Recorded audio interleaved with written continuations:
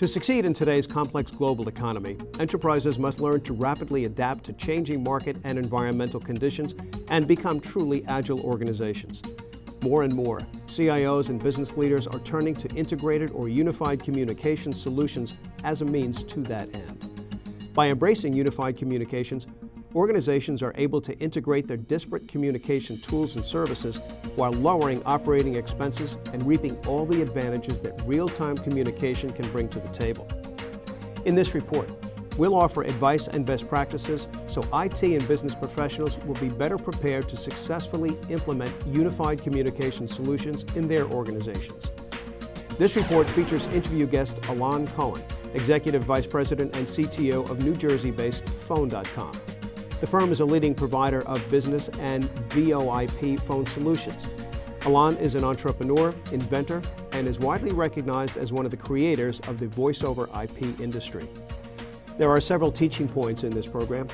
First, we'll define the term unified communications and discuss its components, business drivers, and benefits. Next, we'll drill down and talk about the challenges organizations may face when implementing UC solutions, as well as identify best practices for success. We'll then discuss the leading UC solution providers and learn what to consider before selecting a vendor to partner with. And finally, we'll wrap up our report with a summary and concluding advice from our expert, Alon Cohen. In this first segment, we'll define the term unified communications and discuss its components, business drivers, and benefits. In both public and private sector organizations today, you'll likely find a myriad of communication and collaboration solutions from an equally broad selection of solution providers. This presents an enormous challenge for IT professionals as they attempt to merge interfaces and integration points from different communication tools and solutions and get them to work together as one. To lift this burden from IT and make the communication process more efficient, reliable, and economical, enterprises will be implementing unified communication solutions. The market for these solutions is growing fast. In fact, a study conducted by Instat and Wainhouse Research One puts the 2012 market for UC products at $24.6 billion with a growth rate of 7.2% over this same period. Now let's welcome our interview guest and expert, Alon Cohen, and learn more about this exciting technology story. Alon Cohen from Phone.com, welcome to the program. Thank you, Mike. It's a pleasure to be here. Alon, let's get started with a good basic definition of unified communications. Yeah, it's not really possible. It's a myth. The thing is that every unified communication means different things for different people. For one organization, combining Salesforce and the phone system, it's a unified communication. For others, it's presence and voicemail and so on, and all the other components that come along or possible to be included within unified communication. So it really depends on the organization that you're talking to. What would you say are the actual components of UC? How would you break it down? I would say there are a few components that you usually see involved in unified communication. It's presence, meaning knowing when a person is online or offline and so on. It's obviously single inbox for voicemails, for faxes, for SMS messages. It's video, it's voice communication, chat, and also included besides things like collaboration on screen sharing, and even today file sharing is also part of unified communication.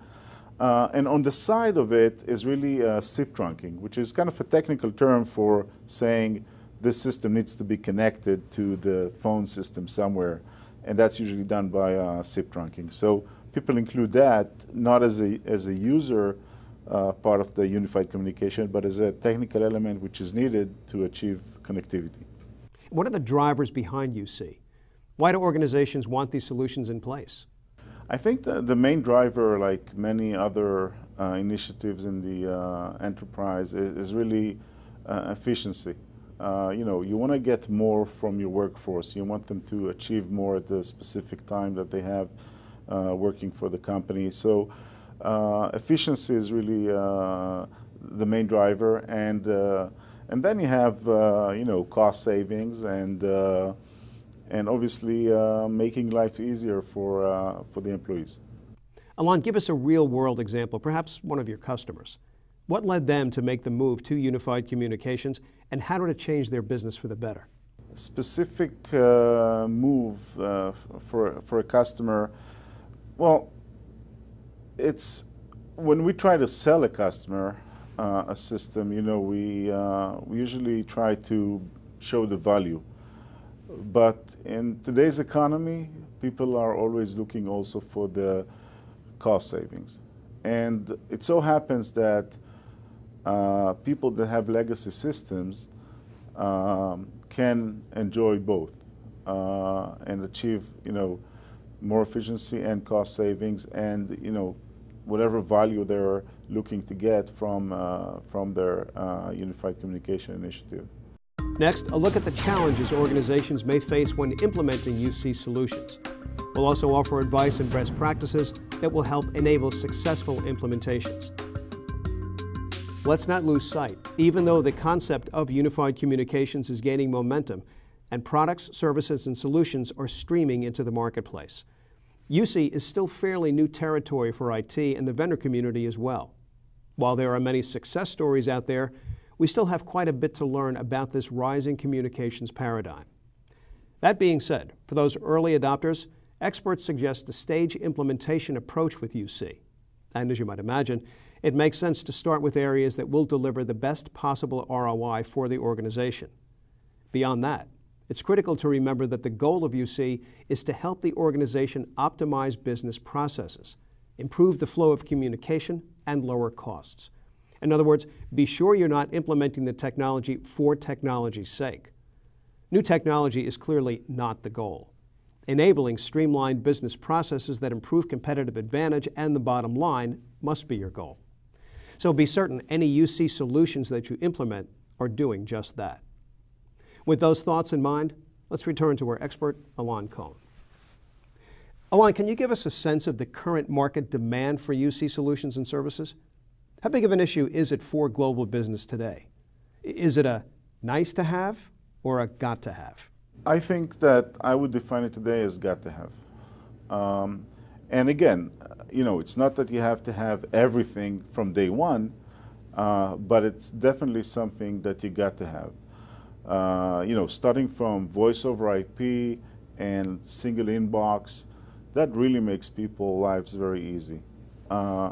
Then you have, the issue of accessibility from anywhere. So you can access it from your home or office, on the road, when you're traveling, and then from any device almost. You can go to your web browser or your iPad or iPhone and really get access to those, to the information that you need in almost real time. I feel that, today's work is not 9 to 5. Yeah, there's always things happening beyond that. And if I can, open my email when I'm just sitting at home and, delete some junk mail or, clear my day for the next day, access my calendar and so on, I feel much more easy, waking up for the next day, right? I'm ready, I know what I'm going to do, and so this access really makes my life much easier. Well, considering organizations have got to have it, what are some of the challenges they may face when implementing unified communication solutions?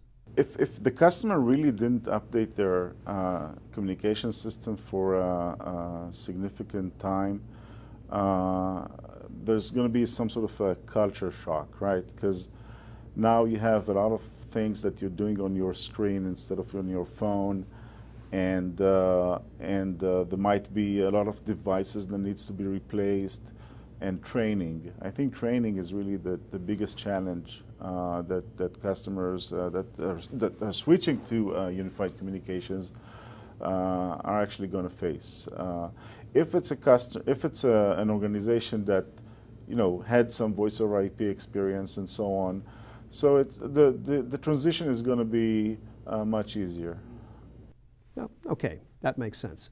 So organizations that have really fallen behind the technology curve will have the most challenges then? Right. That's where the challenge is, because suddenly you need a very good internet connection, right? So if you're still thinking, T1s, that's a dinosaur. So you need to think, Ethernet connections and FiOS or fiber optic connections and so on, because you're really going to use more bandwidth. If you do video conferencing and you want to maintain high quality or voice over IP, you need to have a good internet connection. And you know what? Usually you save money by adding those capabilities, because your T1s are very expensive compared to other, much faster internet connections that you can get today. Alon, I'm curious, who do you include in the planning sessions for a unified communication solution? In other words, what organizational roles or departments should participate? Traditionally, you had telecom people and IT people, and that's in the recent years, those jobs are really merging and becoming one, and that makes it a bit simpler, because really the person who's going to be now responsible for that is going to be your IT person. Obviously, you need to identify within the company who are the people that are the heavier users of communication. Could be your salespeople, could be your marketing or customer support people, and really focus on their needs first. If they have some unique way of organizing their lives, there might be changes, but you need to make sure that the features that they used to use that are there.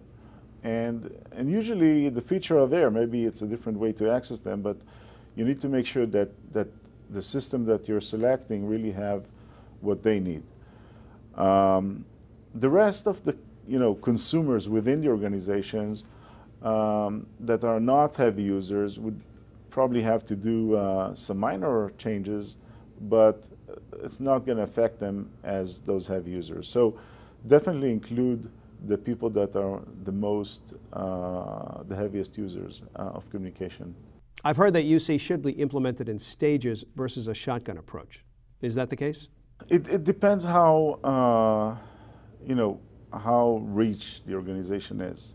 I would say really the ground level, the entry level of moving in is really moving to a hosted solution. And this is where phone.com is really providing the most value. Basically, a hosted solution that combines your fax, your voicemail, your email, but without really forcing you to change your email system. We would integrate to your email system. So your inbox, your normal inbox in Outlook or whatever you're using, even Gmail, would suddenly become your unified communication platform for the rest of the communication that usually was separate. The next component, which is most systems have that built in. Even phone.com supports video point-to-point.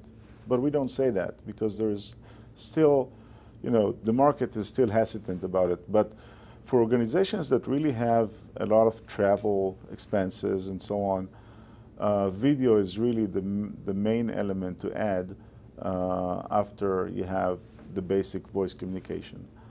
And with video comes obviously screen sharing that helps collaboration, because when you are not in the same room, you want to exchange something, show a PowerPoint or whatnot. It's very convenient. And really to make that jump requires like an executive decision, because you need to train people.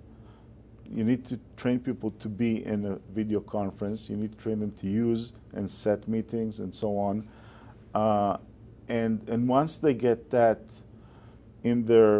once you get it into this DNA of the organization, then it's really a huge money saver on travel. And then the next step would be adding file sharing. Today when we communicate, it's not only about picking up the phone or talking or seeing the other person.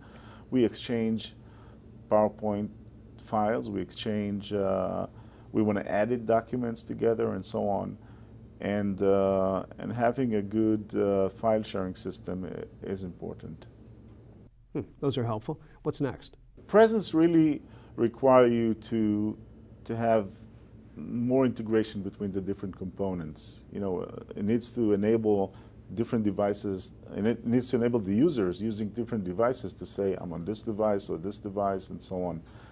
And this is usually, you know, the more expensive systems that you really, you know, for small organizations, you probably want to avoid starting from that, but for bigger organizations, you definitely might consider. Alon, in your experience, when firms are in the process of implementing UC, what are the gotchas, the typical mistakes or missteps that they may take along the way? What you need to look for is, first of all, good internet connection. The second important thing is that comes along with implementing unified communication is security aspects. You need to train or build in-house understanding of security because you know, you can look at the phone PBX as kind of a firewall because it's not really connected to the internet if it's not voice over IP. But once you switch to that, and unified communication usually means you need to switch to voice over IP, then it's connected to the internet. So you need to create this buffer between the internet, the live internet, and your internal internet, because otherwise you're exposed to all kind of attacks. So really upping the level of understanding of security in the organization is important. And people that don't do that, they get burned. What type of reorganization or training is recommended as a firm's transition to UC? Tell us a little bit about that. Yeah, as you know, people, it depends again on the level of the base level of the organization in terms of technology, but I would say, your IT person now becomes very important. You need to start developing knowledge in protocols that are related to unified communication, like SIP, and you need to understand the general terms of this industry on the security side, like session border controllers and so on, and federation, because then some systems are interesting in the way that different organizations can interconnect. And so if you have a big customer of your organization using the same system, or a system that can create some federation with your system, then you can securely transfer files and create internal video communication without going out to any other providers or to the PSTN. So that's an interesting concept that you need to understand when implementing unified communications. And then obviously training the users. This is really important, because users that, if they don't know how to use those tools, they just ignore them. You don't just switch from using a phone to using video conferencing if you don't know how to set a room, right? Or what it is you need to do to really initiate a video conference. So really the assimilation of the services within the organization is important. Alon, do firms typically reach to the outside for help with implementation and the selection of vendors? Or do most swing this with the in-house technical staff? Yeah, I think people usually start with assigning some internal resource to do some research and find out, the organization needs and what's out there in the market before they reach out to consulting. When we approach a customer at phone.com, we always try to bring in like an agent, which is a person that usually already made transition from old telecom systems to unified communication systems and understand both terms. So when that person talks to this organization who wants to do unified communications, they can really help them understand the transition. Because transition has to do with, sometimes, throwing out your PBX and, understanding how to create another network in the organization to support the phones, or if you need a separate network, if you need to support quality of service and so on. So it's important that vendors have that ability to bring an expert that can handhold the organization with some of those new aspects. Because even if you had internet connectivity, maybe you didn't have to deal with QoS, or quality of service, which is basically another fancy word of saying, let's give voice priority over other packets because voice has time sensitivity. When you send a file, you don't care if if it's delayed for a second, or if it stops and gives some other traffic, right of way. But with voice, the packets has to stream very consistently. So you need to configure the router correctly and say, give higher priority to voice or video. So really getting acquainted with those terms and those tools that are available in most routers are important. In that case, it sounds as if organizations should have at least one individual with the experience to guide the implementation through to a successful completion, be it an insider or consultant, correct? Yeah, if the system, if it's a small organization, usually there's not much that you need to do. Usually you don't even have an IT person. And just, working with our support, we would help you figure everything out. If it's a bigger customer, then you should probably find a vendor that has that resource that can come, check your network, look at the network, and really assess, the level of connectivity that you have within your organization and tell you, yes, that's what you're going to need. Just a small example, when you used to have PBX in the organization, you had, 4 outside lines. So, 4 people can talk at the same time to the outside world. The next one that tries to capture a line would get a busy signal. With voice over IP, you don't have that limitation. Anybody in the organization can pick up the phone and talk. You can create this limitation using a session border controller or something like that. But if you don't, you may end up in a situation where you use too much bandwidth if you didn't plan your network correctly. So understanding those differences between, a line and a phone number, right? Because a phone number in voice over IP can accept multiple concurrent calls. So you don't need different lines as you used to have within, the standard telecom.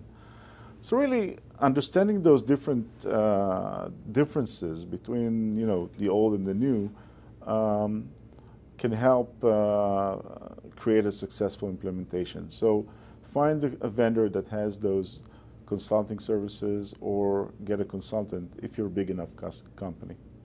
Alon, can you offer us several best practices for a successful UC implementation? I would say, first of all, do not wait. Do it as soon as possible, because the benefits are really great, and your organization would benefit from that. Second, I would say choose a hosted solution. I believe that hosted solutions are superior to in-house implementations. Unless you have some sort of weird compliance issues or something, go with the hosted solution, because you don't need to care about maintenance and things like that. As the industry progresses, usually those hosted solutions progress with them, and you just enjoy the benefits. Upgrade your internet connection. This is good in any way, even if you don't do unified communications. Upgrade your internet connection. Upgrade your security training. If you have fast internet connection, there's more that can be stolen from you in a shorter time, right? So, including calls and whatnot. So make sure you understand security. In today's world, it's not a myth. Attacks are happening.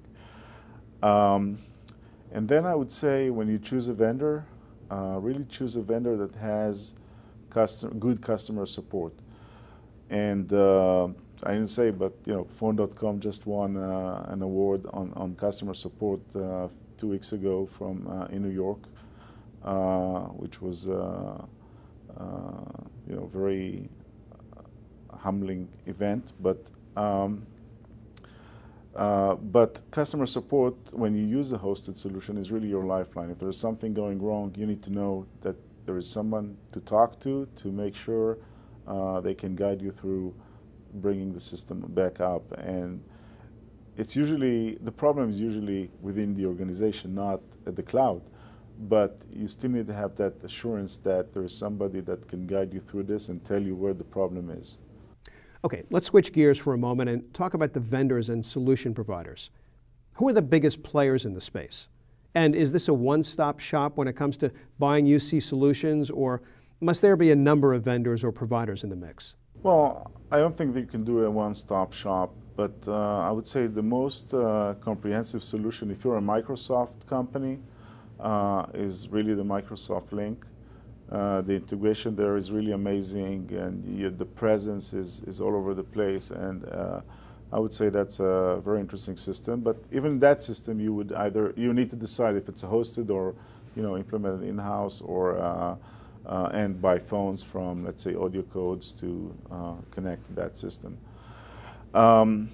If you're a bigger organization, and you need to think about companies such as Mitel or Avaya. When you install any of those systems, you need to obviously think about your SIP trunk provider, who provides you the connectivity to the telephony world, basically. Those are really the vendors. In any case, you would need to think about who provides your session border controllers, which is kind of the firewall for the unified communication world. And this is basically, I would say, roughly this is the kind of the main vendors that you have today. There are a lot more, obviously, but for a Microsoft company, I would go with the Link, and bigger organizations, Avaya or Mitel, and small organizations, Phone.com is really a good solution. Now, tell us a little bit about your firm, Phone.com, and the solutions and services offered. So Phone.com is essentially providing a hosted PBX, but really, PBX on steroids, because our system can accept SMS messages on the phone numbers that you get from us. We provide you with fax for every person in the organization. So if a company has a need to use faxes from some reason, then any person from his desk can receive and send faxes. As I mentioned before, we can send all your voicemails to your email. So now your inbox become unified, and you can listen to your voicemail from your email. But even more interesting, you don't even have to listen, because you can read it, because we can transcribe. And that's really, a big time server. You immediately see who sent it. You see the text. You can search it. You don't need to. If you know somebody sent you something, suddenly it's a searchable item. So on top of that, we provide phone numbers all over the world. So if your customers are located in different places in the world, you can provide local numbers for those vendors, for those customers. So suddenly they think you're local, but your staff is all located in one office somewhere, or even different offices, but it looks like one office. And your customers have a local number to call in. So we provide toll-free numbers, and all the services that you would normally get from different vendors, we really give you one place for all your basic unified communication services. We don't do things like video conferencing at this point, but the type of customers that we're dealing with are not yet requesting those things, because they're really very small businesses, and they care about the the value and the cost, keep the cost down. And that's exactly what we provide. Very high value at very low cost. Alon, from your perspective, how can organizations make good choices in selecting vendors and service providers? What would you recommend the selection process include? Yeah, I think customer support is very important. We put a lot of emphasis on that at phone.com. You know, it's important not only for the customer, but also for the vendor, because, you know, if your customer support is not providing the expectation of the customer would leave you. So we put a lot of emphasis on customer support. The second thing, I think, if you're really a mid-sized organization, you know, with plans to grow, you need to have a system that has some hooks to other systems, ability to integrate APIs, which is now a term, you know, application programming interfaces, that enables your IT staff or a third party to get intimate access to your phone services or unified communication services and integrate them into other business data systems in the organization. For instance, you know, somebody calls in, you want your Salesforce screen to pop up with information about the caller, right? You need that kind of integration of an API to make that integration. So when you select a vendor or a system, make sure that it's an open system and not something that cannot be, you know, integrated to other things. Let's wrap up our program with some concluding advice from our expert, Alon Cohen. In this report, we explored unified communications and discussed its components, business drivers, and benefits. We then talked about the challenges organizations may face when implementing UC solutions and offered some best practices to achieve successful implementations. We discussed solution providers and learned what to consider when selecting a UC vendor to partner with. Next, we'll close our report with a summary and concluding advice from our expert, Alon Cohen. Alon, organizations today need a solid return on investment when implementing any new technology solution. In your experience, what kind of ROI should be expected with UC? So, like some of the answers before, you know, it depends where the organization is. Just in the past week, I've been meeting with 2 customers. One had a 1-month ROI. The other one, a year, right?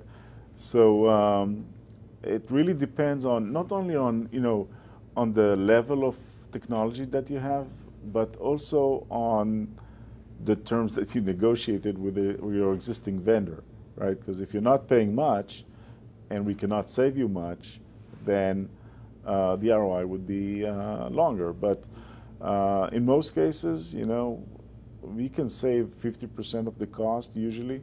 So the ROI is really decent. You know, if it's a big organization, 1 year is nothing. And, you know, the biggest expense in this is really changing the phones. It's not, and that's, you know, it's a one-time thing, but otherwise it's a recurring revenue. There's no immediate investment. And on that, and if you don't need to change the phone by coincidence, because, you know, most vendors support different types of phones, and there are chances that your phones could be adjusted to your new system. In that case, the ROI is immediate. To close out our report today, what final takeaway advice can you offer viewers considering UC solutions? I would say, you know, first of all, don't wait. Second, improve your internet. And don't underestimate security. That's probably the most important thing you need to look for. And when you choose a vendor, find a vendor that has good customer support. When you go for a hosted solution, which I recommend, your customer support is your lifeline. Make sure it's 24/7. Alon Cohen, CTO of Phone.com, thank you so much for bringing us up to date on this important topic. Well, thank you, Mike. It's my pleasure. That concludes our report on unified communications. I'm Michael Quinlan. Thanks for watching.